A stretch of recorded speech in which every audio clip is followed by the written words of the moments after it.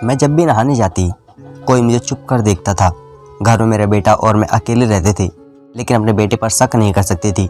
एक दिन अचानक से मैं अपने बेटे के कमरे में जा गई और उसका मोबाइल देखकर मेरी चीख ही निकल गई। उसने तो मेरी आज तक फिर से मैं ऐसे इंसान से शिकार थी जैसे मैं नहाने के लिए वॉशरूम में जाती। मुझे लगता कि वह अजीब सी नज़रों से जो मुझे देख रही है, लेकिन वहाँ कोई भी नज़र नहीं आता था। मेरे वॉशरूम में सिर्फ एक ही रोशनदान था, जिसे मैं अच्छी तरह से बंद कर देती थी, लेकिन फिर भी ऐसा लगता था जैसे चारों तरफ दीवारों पर आंखें घड़ी हुई है जो मुझे देख रही है। मैं कोई बहनी किस्म की औरत ना थी, लेकिन मैं पूरा वॉशरूम देख चुकी थी। कहीं कुछ भी मेरी नज़र नहीं आया था, पर जैसे ही नहाने जाती जल्दी बाहर निकल जाती। कभी कभी तो मुझे लगता था कि शायद मैं किसी दिमाग की बीमारी में गिरफ्तार हो चुकी हूँ। आज भी मैं बहुत जल्दी से साफ़ कर लिया था और फटाफट से कपड़े बदल कर वॉशरूम से बाहर आ गई। पिछले कुछ महीनों से मेरे साथ यही हो रहा था। मुझे हर वक्त ऐसा महसूस होता था कि मैं किसी लड़के नज़रों में हूँ। क्या मुझे कोई देख रहा है? और इस बात की वजह से इस तरह परेशान थी कि लफ्ज़ों में अपनी परेशानी को बता नहीं सकती थी। ना तो मैं और ना जवान खूबसूरत ऐसी लड़की थी। मैं किसी पर भी थी वहाँ तो कोई भी ऐसी हरकत जैसे औरतों के साथ करने का सोच भी नहीं सकता था।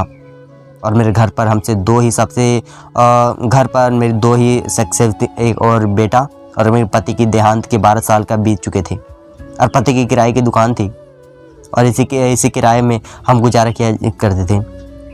अब तो मेरा बेटा नौकरी भी करने लगा था। वह सुबह ही ऑफिस जाता तो शाम को ही वापस आता। पूरा दिन घर में मेरे अलावा कोई नहीं होता था। नौकरानी भी आती और काम करके चली जाती। फिर यह कौन सी नज़रें थी जो हर वक्त मेरे दीदार करती थी? मुझे लगता कि जैसे मैं किसी नज़र के जाल में फंस चुकी हूँ।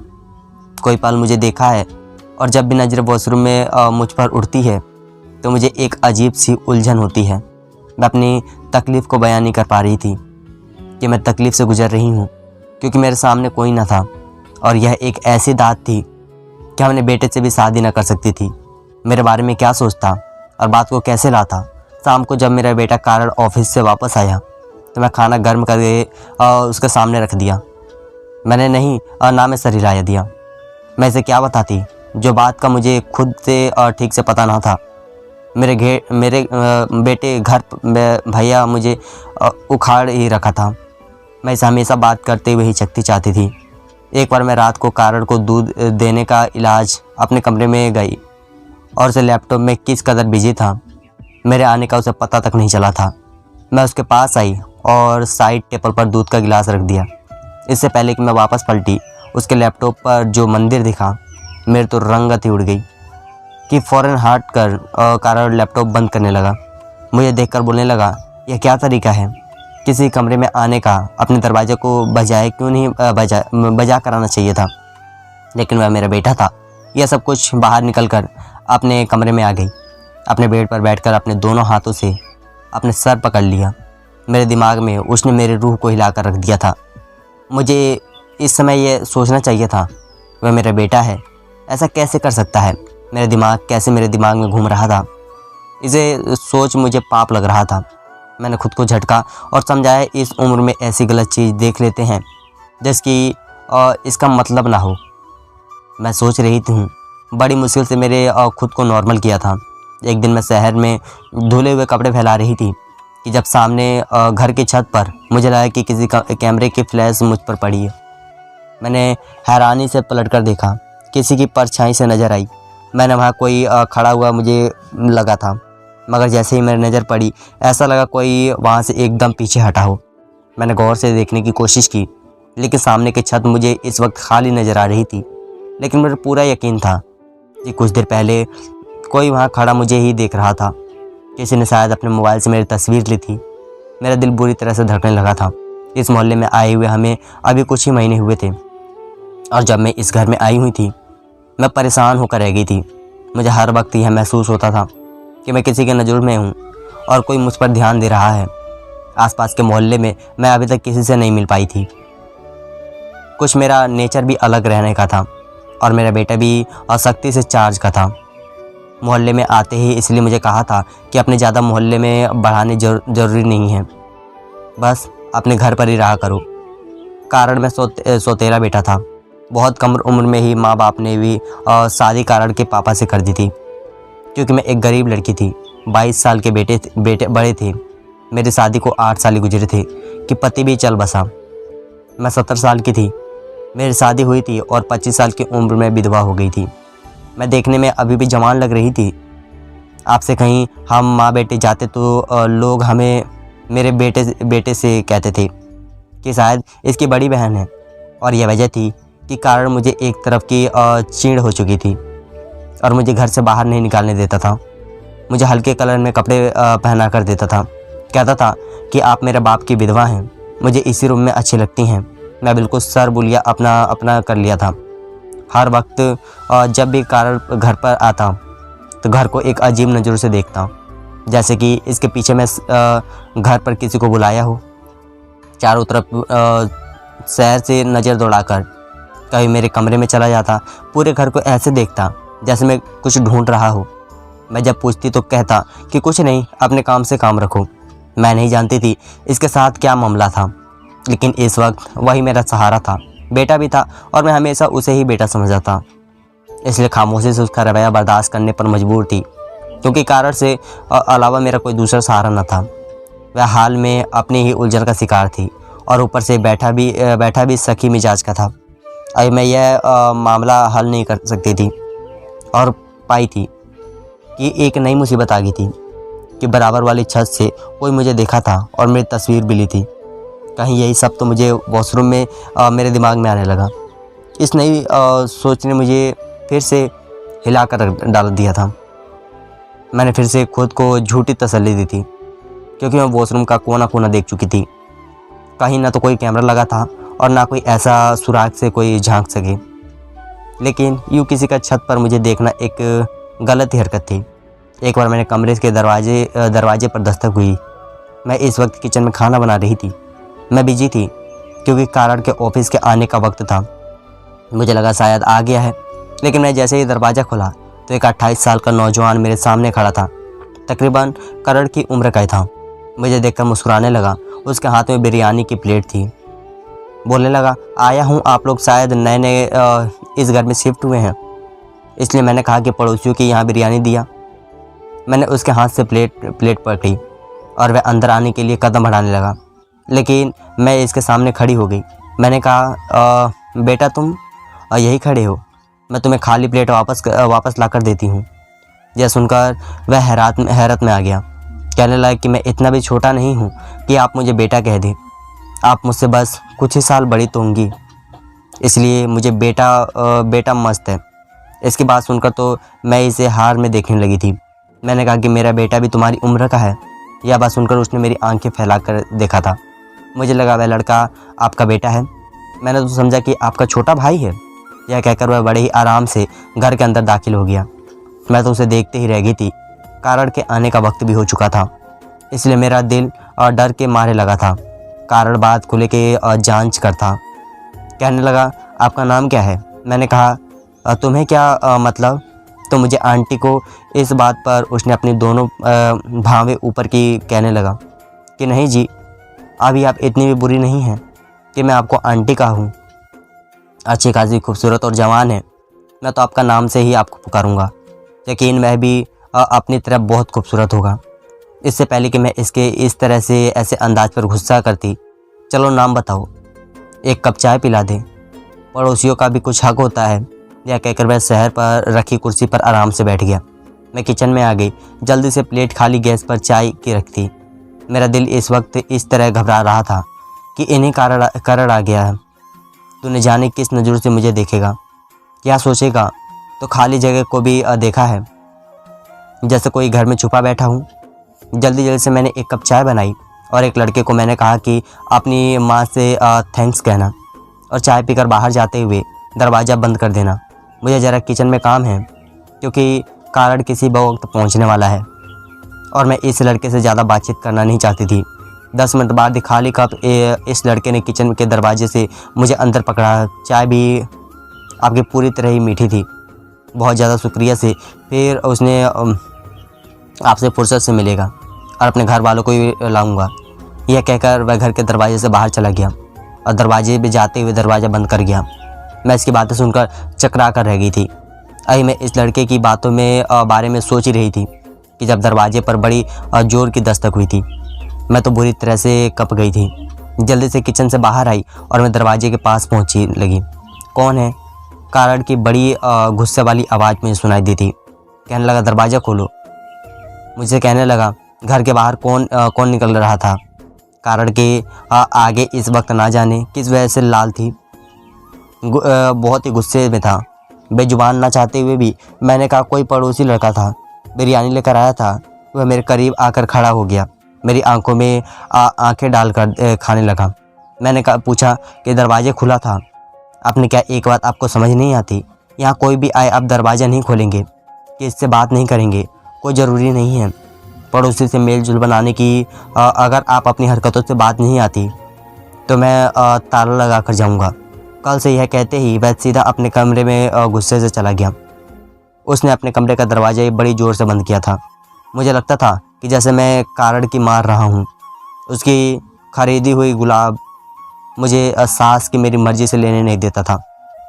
पर हाल मैंने खाना गर्म किया और कारण के खाने लगा दिया। खाने के दौरान ही वह मुझे बार बार इस लड़के के बारे में पूछता रहा और बार बार मुझे यही कहता रहा कि दोबारा से दरवाजे पर किसी को ना देख लो। रात को मैं अपने कमरे में लेटी तो मेरे मोबाइल पर एक अननोन नंबर से मैसेज आने लगा। इसमें लिखा था कि आप बहुत ही खूबसूरत और प्यारी हैं। मेरा दिल चाहता है आपसे जी भर के बातें करूं और आप इतने हल्के रंग का पहना करो। अगर आपने नीले रंग के कपड़े पहने तो आप बहुत जचेंगे, जैसे कि आपने इस दिन शहर में पहना था। यह मैसेज पढ़कर बुरी तरह से घबरा गई थी। इसका मतलब मेरा यह शक गलत नहीं था, वाकई कोई था तो मुझे देखा था। चलो समझ में आता है, क्योंकि बहुत से घन थे। उनकी छत हमारे घर से ऊंची थी और साफ साफ दिखाई देता था और मेरा किचन शहर में ही था, इसलिए मेरा ज़्यादातर वक्त शहर में ही गुजरता था। लेकिन जो नज़रें मुझे खुद को अपने वॉशरूम में उठाई हुई महसूस होती थी, जो मुझे जीते ही मारती थी। मुझे खुद पर अपने वॉशरूम में उड़ती हुई महसूस होती थी, जो मुझे जीते ही मारती थी। मैंने ऑफिस और मैंने फॉरसिक्स मैसेज डिलीट किया और मोबाइल ऑफ कर दिया। इसी वक्त पसीने से डर चुकी थी, मुझ पर अजीबोगरीब जाने लगी थी। कौन था जो मेरी ज़िंदगी में और जहर खोलने की कोशिश कर रहा था? और अपने ज़िंदगी कभी भी खुशी नहीं गुजरी थी। कारण के पापा भी ऐसे ही थे, सबकी मिजाज के थे और शायद मुझ पर इसलिए इतना शक करते थे कि मैं कम उम्र की थी और उनसे 22 साल बड़ी थी। मैं खूबसूरत थी, बहुत ही ज़्यादा, इसलिए वह हर वक्त उनके शक्ल निशान बड़ी रहती थी। उन्होंने लगता नहीं कि मैं दूसरे लड़के से ये चक्कर लगा लूँगी। मैं बार बार उन्हें रो रो कर यकीन दिलाता और उन्हें यकीन नहीं आता। हर वक्त मेरे साथ किसी चाय की तरह ही रहते थे और जब वे बीमार रहने लगी तो सारी ज़्यादा कारण के नाम ही कर दी और उसे कार्ड में बस यही भरते रहे कि इस औरत का ख्याल रखना, इसे कभी घर की मालकिन न देना, इसे बाय बाय में मोहताज रखना, कहीं यह भागनी नहीं चाहिए। खूबसूरत है, इसे कोई भी शादी कर लेगा और तुम अकेले बेसहारा रह जाओगे। मैं चाहता हूँ सारी ज़िंदगी है मेरे नाम पर ही गुजरे, सारी ज़िंदगी तुम्हारी माँ बनकर रहे। यह वह आखिरी अल्फाज थे मेरे पति ने मेरे बारे में अपने बेटे के दिमाग में किसी जहर की तरह भरे थे और यही जहर अब कारण अपने साथ उबलता था। उसने कभी भी मेरी इज्जत माँ के हैसियत नहीं दी थी, मुझे अपनी माँ की जगह भी नहीं दी थी। मैं बस उसके बाप की दूसरी बीवी थी। एक रोज़ मैं किचन में काम कर रही थी, क्या अचानक से मेरे दुपट्टे पर आग लग गई थी। मैं चिल्लाती हुई शहर में आ गई। जैसे कि मेरी चीख तेज हुई, बराबर वाली छत पर वही नौजवान खड़ा था। मुझे चिल्लाते हुए देखा और अपने घर की दीवार लांघ कर मेरे घर में आ गया। उसने फ़ौरन से मेरा जलता हुआ दुपट्टा दूर कर फेंका, वरना मैं बुरी तरह से जल जाती। बहुत घबराई हुई थी। इस नौजवान ने फ़ौरन के सामने और रस्सी पर पड़ी चादर उतार कर मुझ पर लपेट दी। मुझसे पूछने लगा, कहीं नहीं नुकसान तो नहीं पहुंचा? मैं बहुत ज़्यादा डरी हुई थी कि अचानक एक वक्त मेरे घर का दरवाज़ा खुला था। सामने कारण था। इस वक्त इस लड़के को मेरे पास खड़ा देखकर गुस्से से मेरे पास आया और इस लड़की का गिरबान पकड़ लिया और इससे गुस्से में पूछने लगा, तुम्हारी हिम्मत कैसे हुई और घर में आने की? मैंने कहा, कारण इसका अग्रवाल छोड़ो। और लड़की ने तो मेरी जान बचाई है। मेरे दुपट्टे को आग लग गई थी, हालांकि अभी शहर में मेरा गिरा हुआ दुपट्टा जल रहा था। मेरा बात सुनकर उससे गुस्से भरी नज़रों से मुझे देखा। चुप रहो, समझी, तुमसे तुम्हारे बाद में बात करूँगा। इस तरह से हाथ कांडों से किसी और को बेवकूफ़ बनाना। मुझे यह कहकर वह लड़के का गिरबाल पकड़े हुए जान छोड़ने लगा। जैसे लगा तुम जिस वक्त के लिए यहाँ आते हो ना, वह कहीं पूरा नहीं होने दूंगा।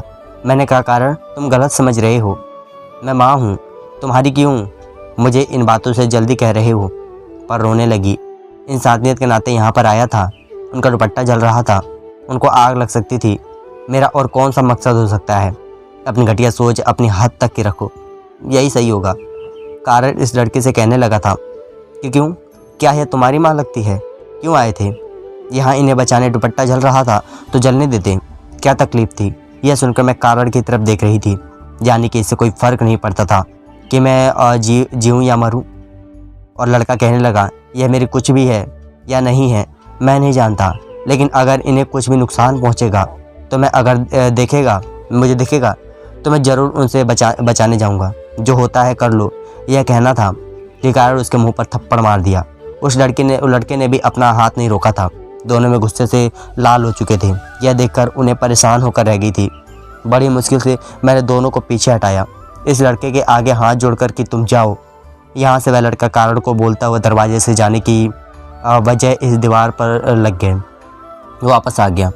वह देखकर कारण बड़े अजीब आंखों से मेरे पास आया और दोनों बाजू पकड़ ली और कहने लगा बताओ यहाँ से बुलाती हो तुम अपने आशिक को।